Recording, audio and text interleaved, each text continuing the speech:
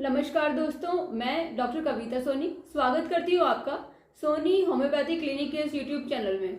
आज हम बात करेंगे लेग्स में क्रैम्प यानी पिंडलियों में दर्द के बारे में।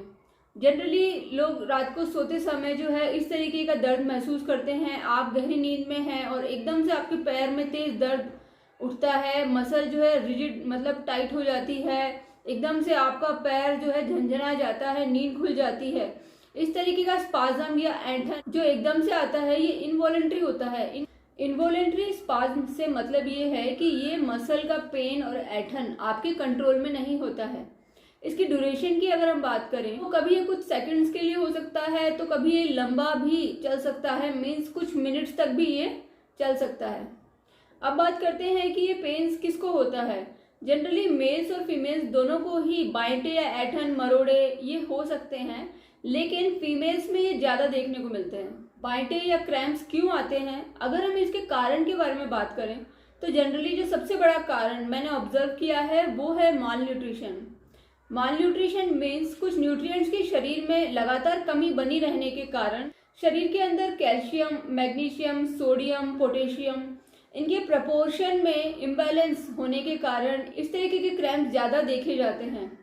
माल न्यूट्रिशन दो चीज़ों पे डिपेंड करता है। पहला कि आप खाना ठीक से नहीं खा पा रहे हैं, आप न्यूट्रिशनल फूड नहीं ले पा रहे हैं, और दूसरा है एसिमिलेशन या एब्जॉर्प्शन। मीन्स आप अच्छा खा रहे हैं लेकिन आपका शरीर जो है उसे डाइजेस्ट नहीं कर पा रहा है, प्रॉपर एसिमिलेट नहीं कर पा रहा है, मीन्स आपके शरीर को वो न्यूट्रिएंट्स लग नहीं रहे हैं। इन दोनों ही कंडीशन में पेशेंट को माल न्यूट्रिशन हो जाता है, और तो उस कंडीशन में काफ मसल्स में बाइंटे आना बहुत ही कॉमन है। इसका दूसरा बड़ा कारण है डिहाइड्रेशन। जनरली लोगों का ग्रेन इंटेक बहुत ही ज़्यादा रहता है, वो बहुत ज़्यादा अनाज खाते हैं और ऐसा फूड डाइजेस्ट होने के लिए बहुत ही ज़्यादा पानी मांगता है, और प्रॉपर वाटर इंटेक नहीं होने के कारण बॉडी में डिहाइड्रेशन के सिम्टम्स आए दिन आते रहते हैं। कभी पेशेंट को सर दर्द महसूस होता है, कभी चक्कर महसूस होते हैं, तो कभी पैरों में बाइंटे आ जाते हैं। यदि आप अपनी डाइट में वेजिटेबल और फ्रूट्स की मात्रा ज़्यादा रखेंगे और ग्रेन्स की मात्रा कम रखेंगे तो आपको ज़्यादा पानी पीना ही नहीं पड़ेगा, आपको इतनी प्यास ही नहीं लगेगी, क्योंकि सब्जियों और फलों में अपना खुद का पानी होता है और इनको डाइजेस्ट करने के लिए एक्स्ट्रा पानी की ज़रूरत नहीं पड़ती है। आपने देखा होगा यदि आपके कोई मेहमान आते हैं, आप उन्हें कचौरी, समोसे इस तरीके की चीज़ें अगर खिलाते हैं तो आपको उन्हें पानी पिलाना होता है। लेकिन क्या आपने देखा है कि किसी को आपने खीरा, टमाटर खाने के लिए दिया है और फिर उसको पानी दिया है? क्योंकि खीरा टमाटर में अपना ही बहुत पानी होता है। यदि आपका काम ऐसा है कि आपको धूप में ज़्यादा देर खड़ा होना पड़ता है, आपका सन एक्सपोजर बहुत ज़्यादा है और आपका वाटर इनटेक बहुत कम है, उस कंडीशन में डिहाइड्रेशन लगातार बने रहने के कारण बाइंटे आना बहुत ही कॉमन है। यदि आपकी फिजिकल एक्टिविटी बहुत ज़्यादा है, आप स्पोर्ट्स में हैं, आपका चलने फिरने का काम ज़्यादा है, खड़े रहने का काम ज़्यादा है, उस कंडीशन में भी डिहाइड्रेशन के कारण आपको काफ मसल्स में बाइंटे, ऐंठन आ सकते हैं। जो लोग ओल्ड एज ग्रुप में हैं, मीन्स 50 प्लस हैं, उनकी नर्व्स और मसल्स में जो है न्यूट्रिएंट्स की कमी होने के कारण बाइंटे आना बहुत ही कॉमन है। अगर आप ऑलरेडी किसी मेडिकेशन पे हैं, मीन्स आप किसी बीमारी के लिए दवाई खा रहे हैं, आपकी लंबी दवाइयाँ चल रही है, हो सकता है आप डायूरेटिक्स लेते हों जो कि यूरिन की फ्लो को बढ़ा देती हैं, उस कंडीशन में दवाइयों के कारण भी डिहाइड्रेशन डेवलप होने लगता है। यदि आप स्टैटिन्स लेते हैं, अगर आपकी दवाइयों में स्टैटिन्स है तो उनके साइड इफेक्ट के कारण भी डिहाइड्रेशन हो सकता है और काफ मसल्स में बाइंटे आ सकते हैं।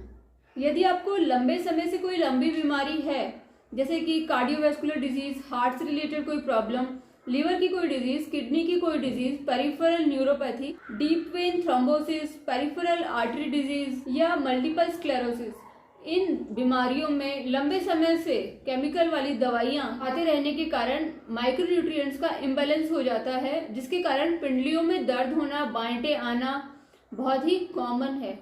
तो फ्रेंड्स, आज हमने बात की कि काफ मसल्स का पेन क्यों होता है, ये किनको होता है, इसके कारण क्या हैं और इसका निवारण मीन्स इसका ट्रीटमेंट क्या हो सकता है। यदि आपको इस तरीके के पेन्स आते हैं तो आपको अपना एक ब्लड टेस्ट करवा लेना चाहिए, जिसमें कि आपके विटामिन वगैरह की जानकारी इसमें मिल जाती है। यदि आपको माइक्रोन्यूट्रिएंट्स की कमी है तो आपको फ्रूट्स और वेजिटेबल्स अच्छी मात्रा में खाना शुरू कर देना चाहिए। होम्योपैथिक मेडिसिन पेंटाफॉस की एक गोली दिन में 4 बार लेने से इस कंडीशन में काफ़ी फायदा देखा जाता है। फ्रेंड्स, यदि आपको काफ मसल पेन्स के अलावा क्रॉनिक डिजीज भी है तो होम्योपैथिक ट्रीटमेंट में आपकी प्रॉपर केस टेकिंग करके साइन एंड सिम्टम्स के आधार पर तय किया जाता है कि आपको किस तरीके की दवाई सूट करेगी। Homeopathic medicine person to person differ करती है और डॉक्टर से पूरा डिस्कशन करके ट्रीटमेंट लेने से ही आपको अच्छा फायदा होगा।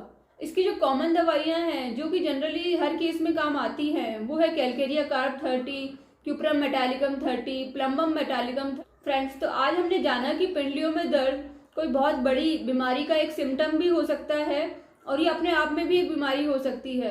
अगर इसके साथ कोई बड़ी क्रॉनिक डिजीज एसोसिएटेड है तो जब क्रॉनिक डिजीज का ट्रीटमेंट होगा तो साथ में ये काफ मसल्स के सिम्टम्स भी चले जाते हैं। यदि आपको मेरा वीडियो अच्छा लगा तो आप मेरे चैनल पर हेल्थ से रिलेटेड और वीडियोस भी देख सकते हैं।